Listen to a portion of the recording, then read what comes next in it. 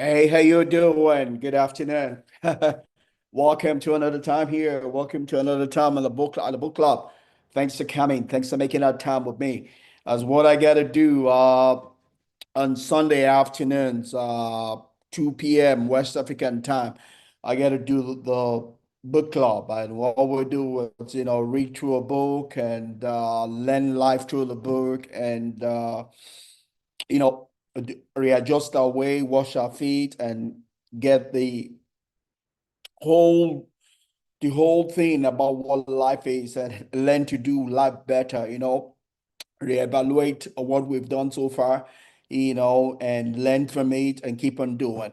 You know, I believe that is Aristotle's, says that a life that is not examined is not worth living. So one of the things we do here is pretty much examine our journey thus far and see if we're on the right track, we're doing well.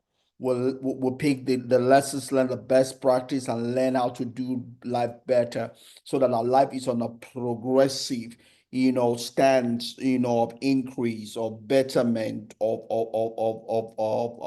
growth. You know, I get to speak to my younger self here also. Things I've been through my spilled milk that I can do nothing about, but people going through the same season, age of life can do their lives better, than I did. So we kind of do all of that together and we call it doing life together, pretty much increasing our consciousness, increasing our value, so that we can get more, we can get more compensation in the marketplace. Because to get more, you have to be more. So what we do here is to be more so we can get more. We can get more out of life. We can get more out of life. That's what we got to do here, and thanks for those of you that have been joining. I hope you have been blessed. Feel free to give any kind of feedback. We'll see if it works to what the intent and purpose is, and see what we can take or not take from your feedback. But thanks for coming along. Thanks for making this possible. Like I gotta say all the time, this is a selfish venture because the first person that listens to everything I gotta say is me, right? If there's no other person listening or joining along with what I gotta do, I'm okay because it is changing my life. It is making my life better. I'm a much, much, much, much, much, much, much, much, much, infinitely much better person than I used to be 4 years ago. There's been a lot of breakthroughs in my life in the last 4 years of doing this. So incredible and makes it all so worth it. And you ask yourself, why didn't I start this earlier? Why didn't I do this earlier? But it is well, in my local vernacular, would say that whenever you wake up is your morning. So this is our morning, and we're taking all that we can take, from this time together. We're presently reading our eighth book in the series. It's a book by Rasmus Ankersen, The Gold Mine Effect, how to crack the secrets of high performance is what we've been reading from the beginning of the year. And here we are in the fifth month, and we're still on it. And I don't see us finishing in the fifth month. Maybe we'll finish in the sixth month, June next month. Maybe we'll finish June next month. But we're not in a hurry, like we say all the time. We're going to take all that we can take from the book. We're going to soak it. All we do here is soak it, soak it, soak it, until we finish soaking, we don't move forward. So we've been here, soaking in this book this last, now going to be the fifth month. And we've been learning a lot. I have been learning a lot. I'm becoming a better person. My consciousness is increased, and also be it, chapter 5 is one of the topics I love, so you see I dwelt in chapter 5. Here we're in chapter 7. There's another topic that I love. There are not too many topics that I love, a few ones. I love God, no doubt. I love faith, no doubt. I love money. I love mindset. I love neuroscience. I love psychoanalysis. I love children. I love children. I love parenting also. I love relationships. That's why I have a married community, right, of about 100,000 people. You know, but This is chapter 7 talks about parenting, right parenting. That's what we're sharing from chapter 7.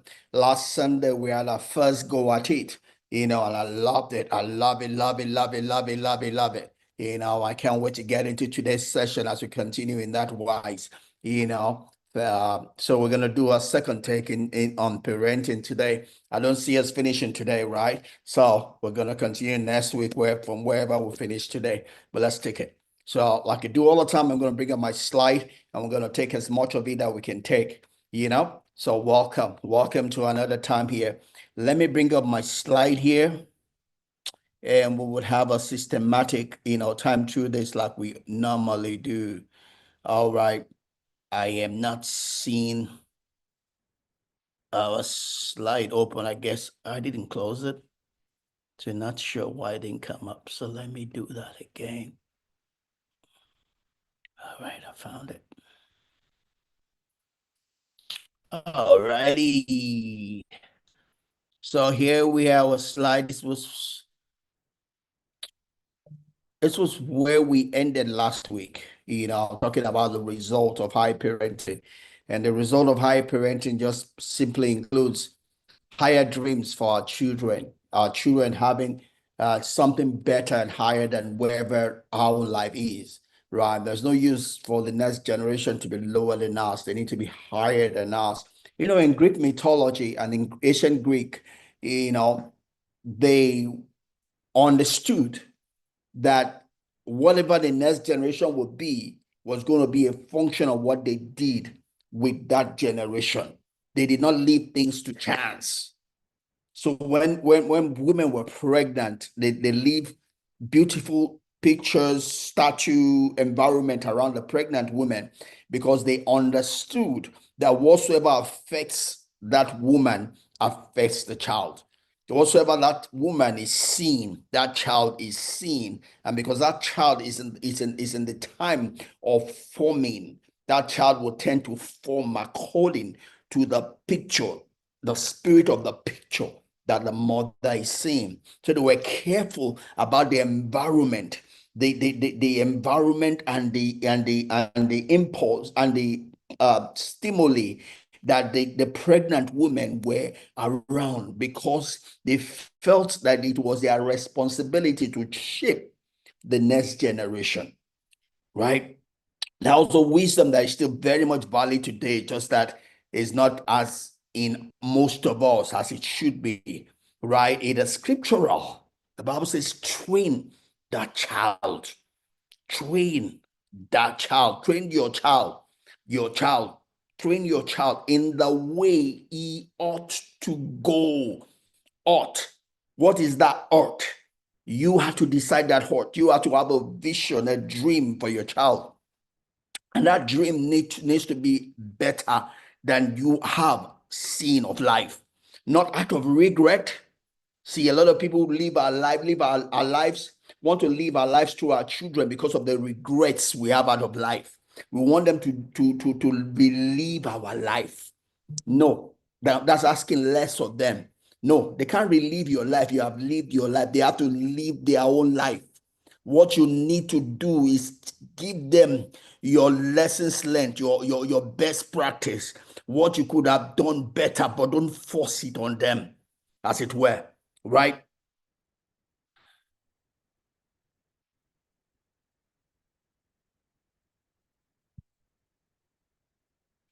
You don't live your life through them. You allow them to live their life riding on your lessons learned, your best practice, living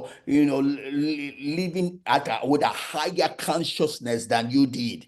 You didn't know, you tried by error, you made some mistakes, some terrible mistakes that you cannot redo. Yes, don't make them have to relive your life, but rather let them live with a new consciousness that you have gained, right? So there are two different things: trying to live your life through them, or letting them live their life with a better consciousness, the better wisdom, better tools available to them, right? But not you living your life through them again. No, it's a new life. Let that new life be, and let that new life, sit on your shoulder.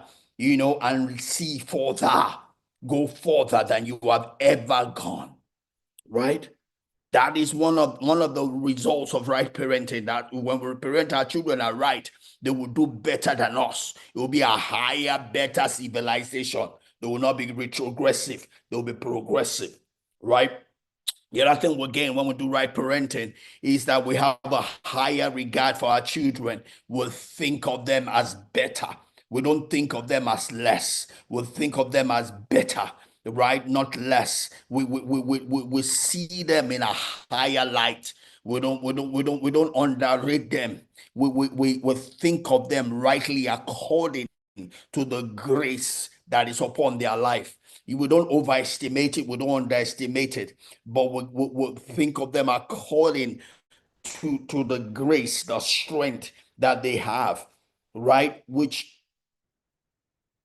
which we do know in some sense, right? All we need to do is think about ourselves at their age, because we have been there before. We have been through their age before. Whatever it is that we could do at their age, they can do also. Now there are some changes we need to be careful of, right? We need to be careful of and respect the new environment they are growing in.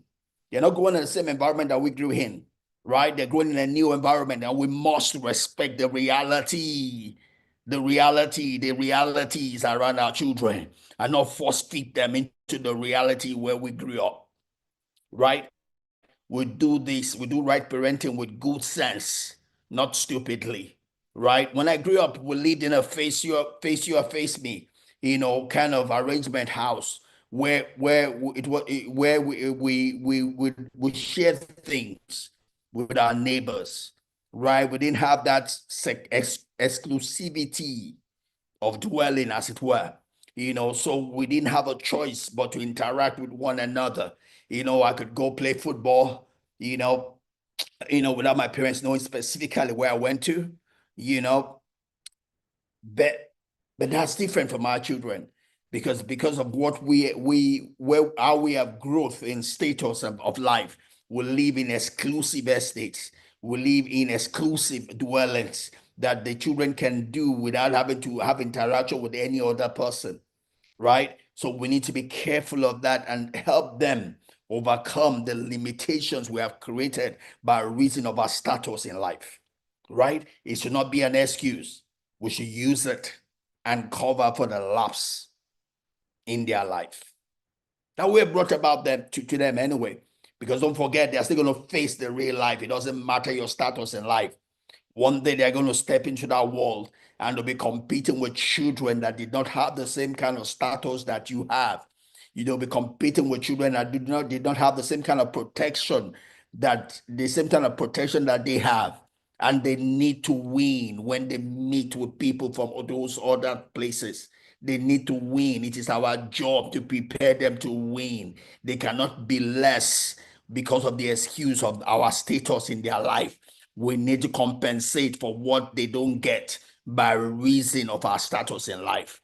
That's part of right parenting, right? We don't shield, we don't overshield them, right? We expose them, albeit in little bit, but we expose them because they're still going to face it anyway. They are going to need to compete with people that don't have the slightest bit of protection that we have for them, right? But those are things when we parent are right, we release into the world a child that has both wings and roots, wings to fly to whatsoever height he or she might want to fly to, root not to be moved by the shakings of life, stability, dog dwelling. He's not going to be moved by every wind around him or her. It's ready to face life. It's ready to face life. That is ready to face the challenges of life. That is what parenting is about. Parenting is preparing the child to be the adult to face life. Preparing the child to become the adult that can face life, these ups and downs, not a protected life, but the real life, and win, succeed, and trump in the real world. That is what parenting is. No excuses. If you don't prepare your child for that, then you're failed. You're a failure as a parent if you don't do that, because your parenting will be tested when your child is released to the world. right? So let's start with what we have for today.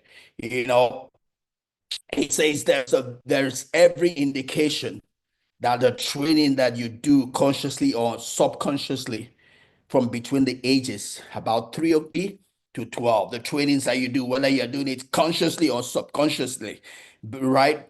But there's every indication that the trainings practice that you do within that age group has a decisive impact on the level of proficiency you'll be able to attain in a given activity, right? The kind of trainings you're exposed to, right? Between 3 and 12, about age 7, what we call the prefrontal cortex is about it's about not develop, but it starts operation, as it were.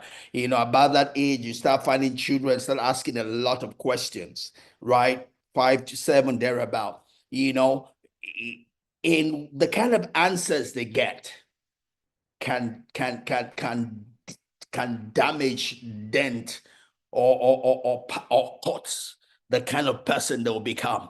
If all the questions they ask they are damaged, made to feel less than adequate, made to feel foolish for asking those questions, that is going to be who they will become. You have damned, you have reduced, you have capped how far that child can go by the way you respond to that child, right?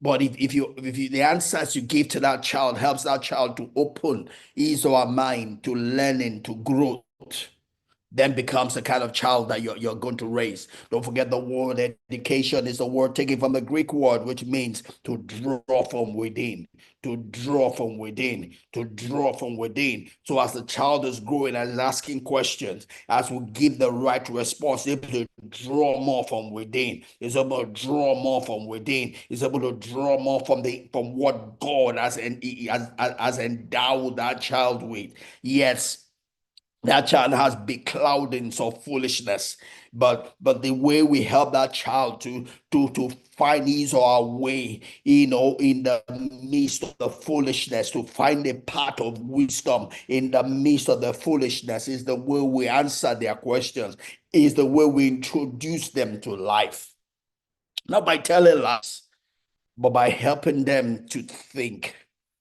right? Not by giving them things on a platter of gold. It's by helping them to understand what value looks like and what value feels like, right? By the way we answer their questions, by the way we cause them to exercise themselves, by the way we cause them to practice, by the way we cause them to develop themselves. And they are saying that most of what you do there between 3 and 12 pretty much cast that child in concrete. That child develops a personality that can almost never be changed again, right? Because that child is caught in part in the neural, is caught in neural pathways, right? Caught in neural pathways as it begins to do things over and over again, caught in neural pathways. And those neural pathways, by the time a child is 12, becomes the part that is easy to go. Don't forget, water will go the path of least resistance. When you cut neural pathways, those will always be the place that is easiest to go. And you will go unless you think and exercise a great amount of effort to go otherwise, right? It can be changed, but it takes a whole lot, almost impossible to erase by age 12, right? Because those parts have been caught in the mental, mental universe, mental space of the child, that it becomes the easiest part to go. Another word for those neural pathways is what we call habits. The child has developed habits that become, life support systems, as it were. They become life support systems that always becomes the easy thing to draw to. When in time of crisis, it's always the easy place to draw to. You know, Another word we use for this is what we call um there's a word for it. If it comes, I'll let you know. But it becomes our default position, our default emotional position, because if the child has learned that this is the part where I feel less pain, that's a part the child will tend to go all the time, unless that child has been directed along the path that the child will go. A child that is left unguided or led will always go the easiest path. And the easiest part is not the best part. Like we get to say all the time, if you do the things that are easy today, your life tomorrow will be hard. If you do the hard things today, your life tomorrow will be easy. Today is the day to prepare for your tomorrow. Like we say in my native dialect, pour water on the ground so you can walk on a cold floor tomorrow. If you don't do that, your path will be hard, will be difficult. It will be like your heavens are closed, but the heavens are not closed. It was just that you did not sow the right seeds in the yesterdays of your life. When you were a child, you did not sow the right seeds. Let's help our children to sow the right seeds today, because that's what will determine their tomorrow. It won't be the devil, it will be because we did not parent them aright. We did not prepare them for success. We did not prepare them for the real world. We did not prepare them for the marketplace. That's our job to do, to prepare them for the marketplace, to prepare them for the real world, to prepare them for the world, for the war of life, that they can win, that they can win. It's not just enough to be an adult. It's not just enough to be pushed into life. It's to pushed into life as a adult that is ready to face the real world. That's what parenting is about. That's what parenting is about. It's not what my friends are saying about my children. It's what my child and my children are becoming. That's what's important. That is parenting. It's not a feel-good thing, right? It's a decision to be made. It's an identity to be anchored to. What the identity of adult do I want? I anchor my child today to that identity and make sure my child is growing to become, growing to become, growing to become, growing to become, growing to become, growing to become. I decide the identity of the adult and cause the child walk out the path, walk out the practice, walk out the exercise, walk out the habit that the child will grow to become, grow to become, grow to become, grow to become. That is parenting. It's not praying about it, it's doing something about it. Yes, you can pray. No problem about praying. But after you have finished praying, you gotta do something with a child. You gotta cause the child to exercise in that part. You have to cause the child to practice in that part. Because if the child does not exercise and practice in that part, that child is not gonna become right. It's not a spiritual thing. It's a human thing. It's a human experience. Yes, we are spiritual beings, but the human experience we have is a function of the practice and the exercise will cause our children to go through, because it's those exercise, those practice that make them to become. To become. It determines the human experience they're going to have on this side of eternity. It's not a given. It's an input output. What you put in determines what you will get out. What you put in is determines what you will get out. What you sow is what you reap. The cause determines the effect, right? So adult life hems us in, and it's also many more obligations and responsibilities. The best time to build the adult is when that adult is still a child. That's is it the best time to mold the iron to any shape you want is when that iron is hot. That hotness is the same as child, the child period.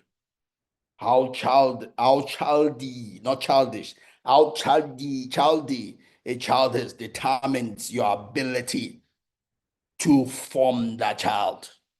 When that childness has gone away, it becomes more difficult to form that child. That child is already formed in whatsoever that shape that child was or is when that childy is gone. your ability to form your child in the path your child should go is how childy your child is. Because then that your child does not have as many obligations or responsibilities, right? The mind is still open. The mind is not been formed in any particular way. The neural pathways have not yet been created. You can form those neural pathways. You can form those habits. You can begin to put the right recording into the subconsciousness of your child, because that those recordings are the things that are going to form the program that will run that life of your child as an adult. The time to do those recordings, the time to take ownership of the recordings that would be in the subconsciousness of your child is when that child is still a child, not when that child is growing up. The recording time is when the child is still a child. When he's an adult, is whatsoever recording is there. Whatsoever recording is there, whether it be positive, whether it be negative, that is what will run the adult life of that child. The time to do something is when that child is still a child. You don't raise an adult when an adult is already an adult. That's what we have children, the parents that are illiterate parents, untrained parents do. They wait till the child is already 18 and they begin to struggle with the teen to make the teen that's already formed, where this childiness or has already been gone. When the iron is already cold, that's when you're trying to form it. It's going to take a whole lot more hammering to do that. It's going to take a whole lot more pain to do that. The best time to get that pain is when that child is still childy. Childy is easy to form. It's still malleable, malleable, malleable, malleable, malleable, malleable. There's not enough opposite recording in the subconsciousness. That is the time to do your work. Parenting is not done when the child is already grown. It is done when the child is still a child.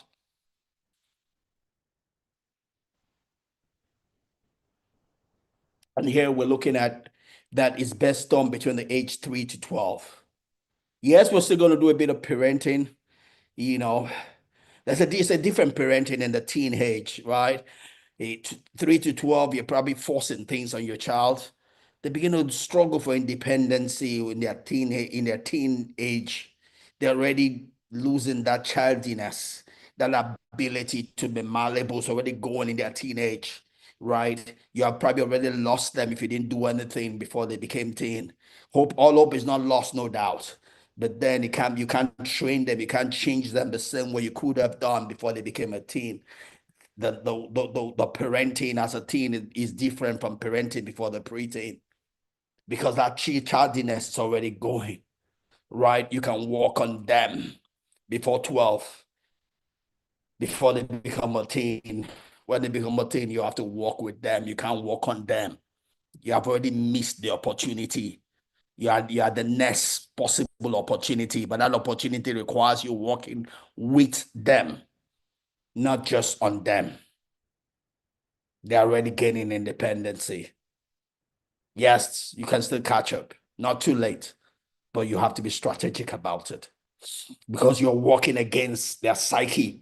You're walking against what has already been recorded. They've already developed their own opinion about 1,001 things. Your time to help form their opinion is gone when they're 18 already. The time to help your children form the right opinion that will grow them, that will help them in life, is before they become teens.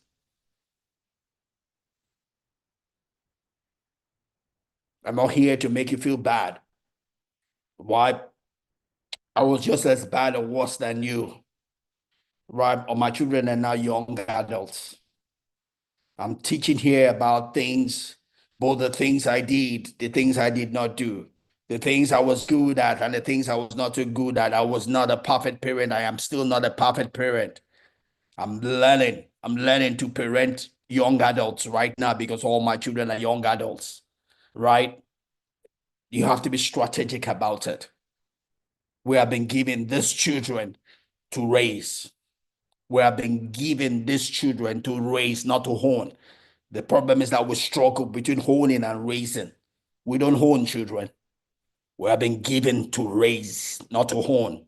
to raise, not to own, to raise the generation, a generation that will be better than us in all things, better in all things, better in all things. They cannot be the same as us. They cannot be less than us.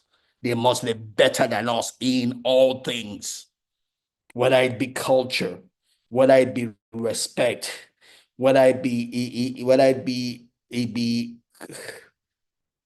character, reputation, religion, spirituality, success, wealth, every wise. Our job, if we are involved, is to make them better. When we don't do our part, when we're not involved, then they can just become anything. But if you want to guarantee that they are going to be something, you have to be involved. Your children are not going to make it by chance. They need you. They need your help. That's why God gave them to you. God could have allowed rain children from heaven if it was that they can succeed on their own. Children don't get rain from heaven. They need help. Even the Bible says that God puts the solitary in families. He puts the solitary in families. Why? Because we all need help. At every point in our life, we need help. The little thing is that the kind of help we need changes as we grow. In the continuum of life, we come into this life as dependent, 100% dependent. But as we grow through life, depending on how we are parented, right, we're supposed to lose our dependency and gain independency, right? By the time we're in the teen life, we'll gain enough independency to want our own identity. When we are dependent, the job of parenting is to give us the identity that is best suited for us. It is a job of the parent to do that, not give it a chance. You give your child the identity that is best suited for your child and help your child to grow towards that identity. When that child becomes a teen, he has already picked on an identity. And if you have not helped that child might be confused as to who he or she is. So then they begin to learn from their peers. And they might learn a lot of wrong things from their peers. Their peers might tell them, oh, they are not a boy, they are a girl. They are not a girl, they are this or that. It's because your parenting failed. If your parenting had failed, your child would know what he or she is by the time he or she is a teen. But because you left it to chance, that child becomes confused and gets identity from strange places. Parenting is about giving our child identity. Identity doesn't come from heaven. Yes, they have the sexual organ, but our place is to affirm that which they have and not leave it to chance. Right? It's part of parenting to do that. Nobody was born an homosexual. Nobody was born a lesbian. Nobody was born any stupid thing. We're all born in the image and likeness of God. And that is what our parenting is supposed to affirm. When our parenting is absent, then we'll create people that are mentally sick and do things that are less than animals. Then that's a failed parent. Our job is to parent. Our job is to help our children anchor to the right identity and build themselves, go through the pain of forming those neural pathways that would help them, to become the best version of themselves, to become the highest expression of who they were created to be. Right? That is parenting. That's what parenting is. Right? If you ain't doing that, you're failing. But that time is not gone. You can correct yourself. Again, we're not coming here to tell you about to be a perfect parent. We're telling you how you can do your part to the best of your ability. That's all heaven requires of you. That's all your children requires of you. The best. Give your best to it. Again, like I said last week, how do we measure that best? I believe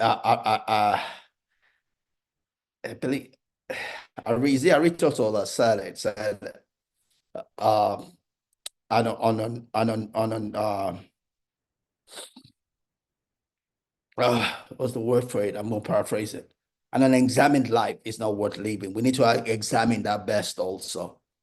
If you're not examining that, if you're not seeing your track record, how your child is doing, you need to examine that so you know what to do more, what to do less of. Still not talking about you being perfect, but it's your child. Is your child becoming more of the identity that you envisage for your child or less?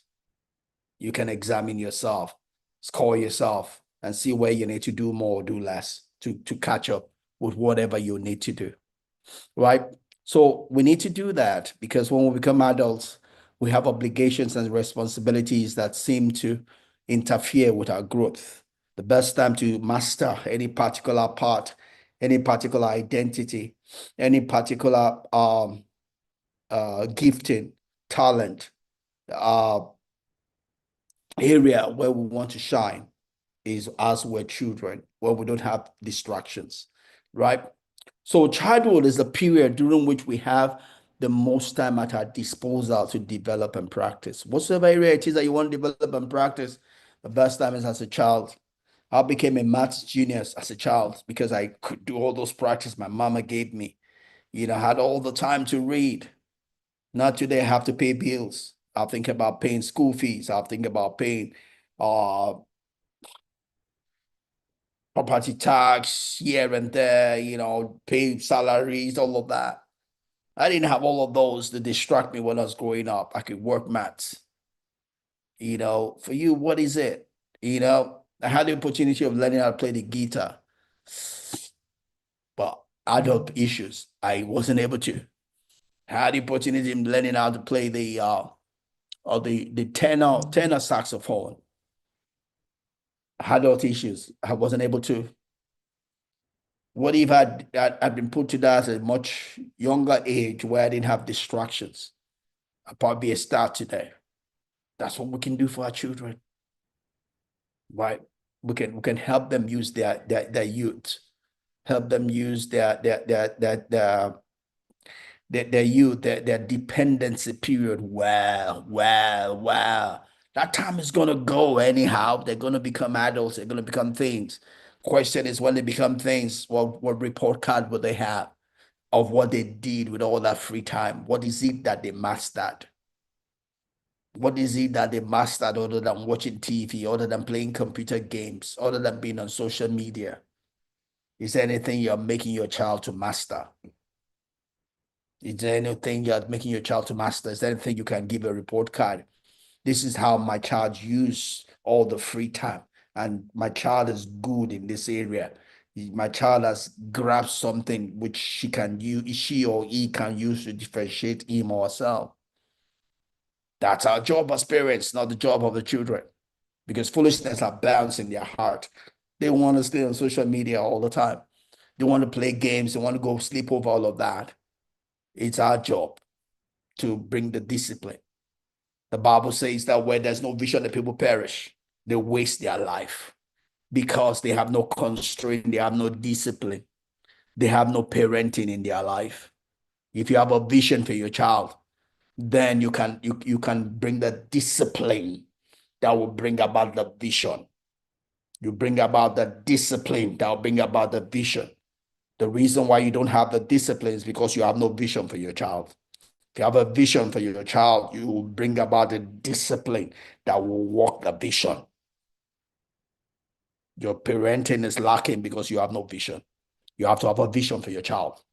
Where do you see your child when he or she is a teen? Where do you see your child as an adult? Where do you see your child when he or she is your age right now? Do what will bring that child to fulfill that vision. First, get the vision. Then work out the discipline, the practice that your child needs to do today to make that vision possible, to make that vision true. It's all in your hands to do. It's all in my hands to do, right? Because I think good, I think great of your child. That's why I'm going through this time to do this. Because I think good of my own children also. That's why I'm talking to myself also in this line. I want my children to be better than me. I want my children to excel, where I can say, wow, wow, I want to give them all the things I didn't get, not to make them lazy, not to make them spoiled, but in a way that it will make them become, to make them become someone that can produce value, much more value than I have ever produced or I'm producing or will ever produce. That's my vision for my children.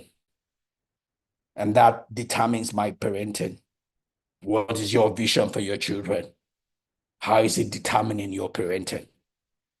What are you doing to make the vision you have for your children come to pass?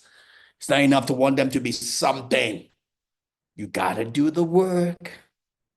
It's not about praying about it. There's work to be done. There are exercises to be done. There are practices to be done. There are places you need to take your children to experience and to exercise. If you don't do that now, that vision will be a mere dream. To not come to pass. If you want it to come to pass, you better start doing the things you need to do that will support it today. Today. It is certainly a time.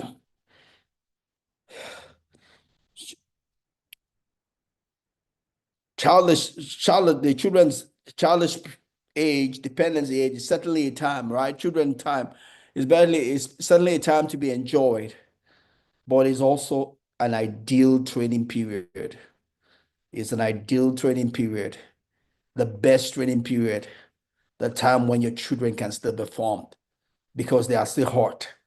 They can be shaped, they can be transformed, they can be formed with little or no pressure compared to what will happen when they become teens and they become adults. That's how they are preteens when they are still children.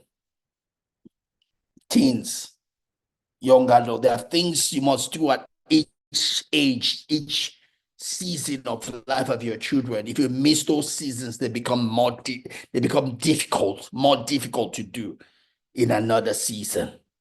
There are things that are easier, things are best done in their own season, in their own time. They might still be difficult. They might still be challenging in those seasons. I can tell you, let me give you a prophecy. It only gets more difficult as they grow up. So if they don't get it done right now, it becomes more difficult. The pain increases. So do it now. Do it now. Whatever it is they're supposed to do right now, do it now so that they can grow to become the adults that will make you proud, they themselves will be proud of. They can see it right now. They're going to thank you tomorrow for it. So do it on their behalf. Help them become the person, their future person will be proud of. That is parenting. That is parenting. Why? So it's certainly a time to be enjoyed, no doubt, but it's also a time that's most ideal for training, a training period, an opportunity to build character and also invest in their future, right? Your children don't lose the part that they let them enjoy their youth, their childish period, their children period, but don't be lost in that. It's also time to train. It's time to build character and invest in their future. Like I always talk, and Jim C. Collins tells us, there's something called the genius of the hand, and there's something called the tyranny of the all. Poor people, losers, will go for the whole, or say that the children have a good time, or they train, or you see that they have a good time, or they build character. See that they have a good time, or they invest in their future. No, it's not the all, it's the and. You give them the good time and also find time, plan for it, plan the time to have fun, plan the time to go for vacation. But in the midst of all of that, ensure that you are causing them to train aright. You are causing them to build character aright. You're causing them to invest in their future also. It's the and, it's the genius of the and, not the all. right? So he's a genius of the hand, not the tyranny of the all. It's a package. Parenting is a package. You package the fun, you package the investments.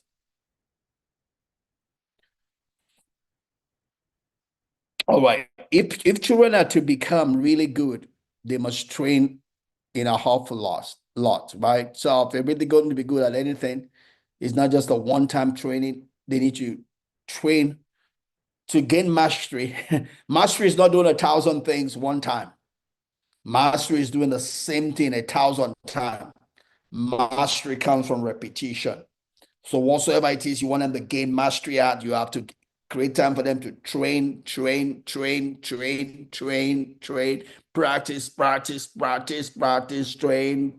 train, practice. That's how mastery comes. At the beginning, it might be difficult, but as they do it over and over again, it becomes easier. It becomes a second nature. That second nature is called mastery. As they continue, they'll find a second wind. They'll find a second wind, and they need a third wind. The third wind will come, but they gain mastery. And the best time to do that is when they are children. That's the best time you can encourage them to keep on going. At an adult, their brain is more mature to tell them, oh, stop. But if you build that, the ability to wait for the second win as a child, it's easier to wait for it as an adult. But if you've not done that as a child, it's kind of more difficult, less believable to wait for the second win as an adult. That's our job as parents, to train our children that if they persevere, they will win. If they persevere, the wall will break. If they persevere, their position will go. If they persevere, they will enjoy it at last. If they persevere, then the morning will break, the light will come. It is only darkest just before dawn. The darkness does not remain. The darkness will go. The day will come. That's our job, to help our children believe that. That's what parenting is, right? So top performance are by the very natures, top performers are very nature extraordinary. You want to become a top performer in anything, you have to put in the work, not just the work, you have to put in the extra work. You have to go the extra mile. So it therefore takes something extraordinary to create top performance. And in many cases, part of the winning cocktail consists of ambitious and dedicated parental involvement. Yeah, because the child wants to run. After the child learns it for this amount of time, it's a child has foolishness. It's full of foolishness. And that foolishness is saying, stop, don't go, don't do anymore, stop. What is it worth it? Stop, don't do it again. We bring in the wisdom as a parents. We bring in the wisdom by virtue of our experience of life. We bring in the wisdom because we can see what the child cannot see. It can help the children see the future and tell the child today what he or she is doing today, what it will look like in the future. We're the prophets over our children's life because we've been where they're just going through. We can tell them the future by an understanding of the past, and we can help our children see. We can help our children see further because of our own experience of life, right? That's important. That's what parenting is all about. So no matter, Ellen Wiener puts it this way, says, no matter how gifted children may, they do not develop their gifts without a parent, a surrogate parent behind them, encouraging, stimulating, and pushing. They need an authority figure in their life to help them go past the restriction, go past the resistance. Right? They need an authority figure, someone they can believe in, that to tell them that the pain is worth it, to tell them that the rigor is worth it, to tell them that this time I'm burning is worth it. It's going to result into something good. They can't see it of their home because they are children. They need the adult to give them the wisdom, to give them the path of wisdom to navigate through the forest of foolishness, right? To really master something, we need to spend at least 10,000 hours practicing it. That's why it's good to start early. So by the time you need it, you have already accumulated that 10,000 hours. That's what parenting is to help our children become the best in whatsoever it is that their future needs. And they start early. So they've done about this 10,000 hours before the time they need it is. That's important. That's parenting, right? So children cannot make the decision to become top performance themselves. They can't see it. The children, the parent can see it. The parent can become the eyes of the children and help them see through their own eyes the reason for the rigor, the reason for the exercise, the reason for the practice, the reason of born in the midnight hall, the reason for the trouble. We are the eyes they need to see the future so that they can know that all they're doing today is worthwhile and it's to an end. It's to a purpose. It's for a good hand. And there's a good reason for doing it, even though their body is telling them otherwise. Right? Even though their feeling is telling them otherwise. They need our eyes to see better. Right?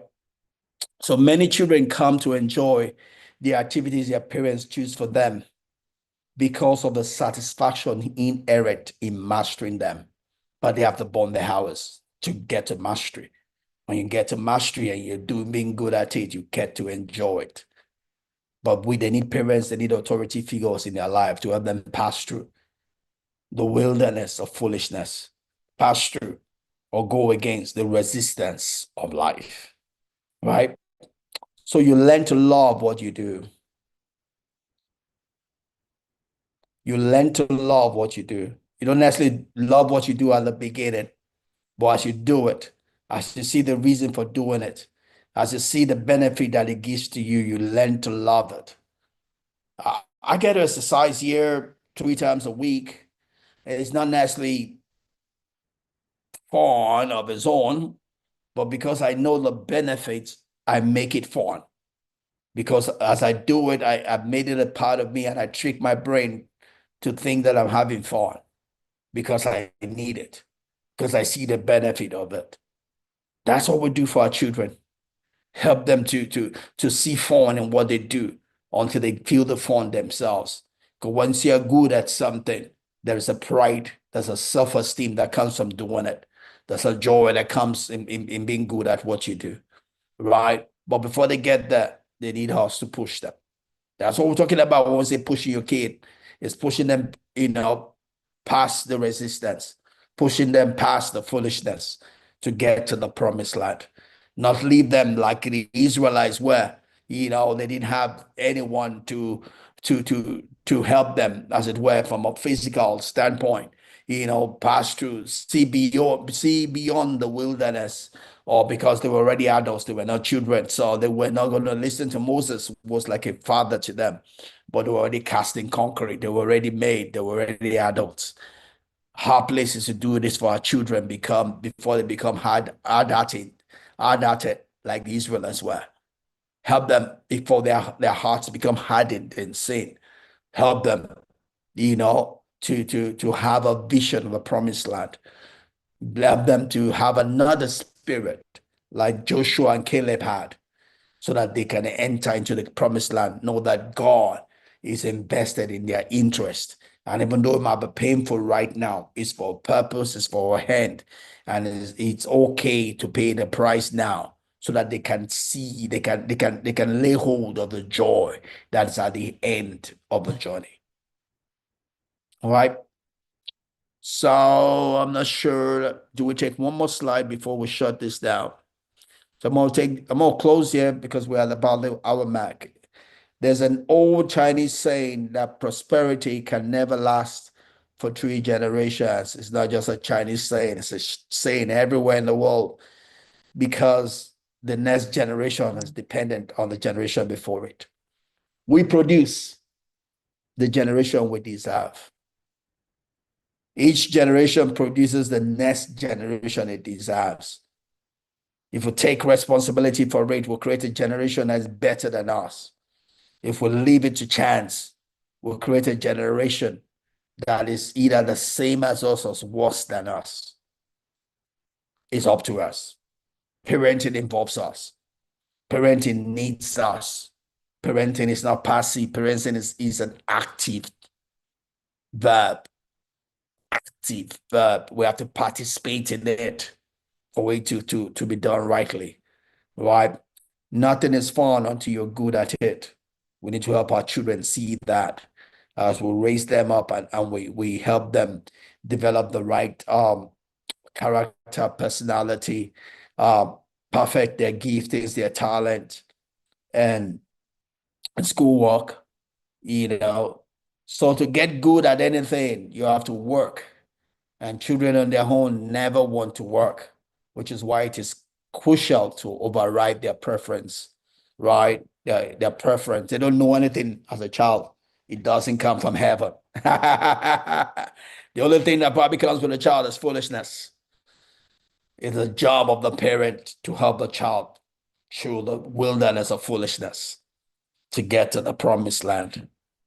That's what parenting is. And that's what we're called to do. Wait and for our children. I hope you get to do this. Irrespective of how old your children are, be age sensitive. Don't parent a teen like you parent a preteen. Don't parent a young adult like you parented a teen. But in all, be involved. Respect their age. You know, it's different to parent a preteen who's not yet formed their identity. As a teen, you're gonna have to work with them. There's gonna be less of dictating and more of trusting, more of mentoring. As you go into the young adult, that the dictating almost gets to zero. You need to mentor them. And the trust they build is what will help them listen to you. Or whichever way you need to get involved in their life and help them to get to the promised land. That is parenting. We need to be involved. I hope you got one or two things from our time together here. We have the hour mark, so I'm going to stop here and we're going to come back next week and continue from here. God bless you. Have a great week ahead. See you next Sunday. Bye-bye. Shalom.